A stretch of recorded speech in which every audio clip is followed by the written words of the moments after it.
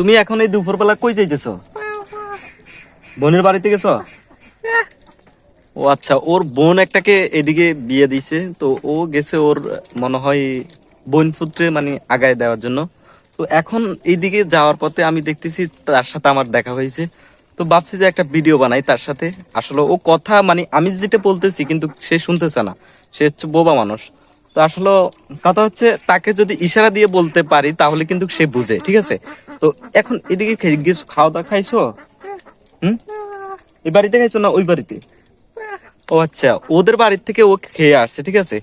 তো কি দিয়ে খাইছো, কি দিয়ে? ও আচ্ছা, ও ও বলতেছে ও মাছ দিয়ে ভাত খাইছে। ভাই আমি তারপরে বুঝি না তাকে, তার সাথে একটু হঠাৎ করে দেখা হয়েছে, এই জন্য ভাবছি যে একটা ভিডিও বানাই। তো তুমি তো এদিক দিয়ে যাইতেছো, তুমি আমাকে দেখে। হ্যাঁ, ওই ওই সময় দেখছি যে তোমার একটা বাইফুত ছিল, বোনফুত ছিল সম্ভব, বোনফুত। কান্না করছে, কান্না কান্না করছো। ও মানে এ না যাইলে ও কান্না করে না, মানে ও দাঁড়ে থাকে। ছোট ছোট বলতেছে, ছোট। আসলে কথা হচ্ছে মানে এ তো কিছু বলতে পারে না, তারপরও এ যদি দাঁড়ায় থাকে তাহলে ওই তার ছোট বোন ফুটটা মানে যাইতে চায় না, ও কান্না করে, আমি দেখছি।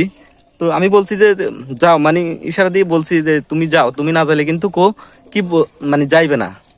তো ওকে মানে পার করে দিছি যে তুমি যাই দিয়ে আসো, না হলে কিন্তু সে যাবে না। তোমার বোন বোন আসতেছে? ও আচ্ছা, ওর বোন আসতেছে, ও কিন্তু ওইদিকে তাকিয়ে রয়েছে, ঠিক আছে? তুমি বিয়ে করছো, বিয়ে? আজকে এই ভিডিওটা এই পর্যন্ত থাকবে, ঠিক আছে? যদি ভিডিওটা যদি ভাইরাল হয়, ঠিক আছে, আমি তোমাকে আরেকদিন ডাক দিব, তোমার সাথে আরো কথা হবে, ঠিক আছে? ইশারাতে, মানে তুমি তো কথা বুঝো না।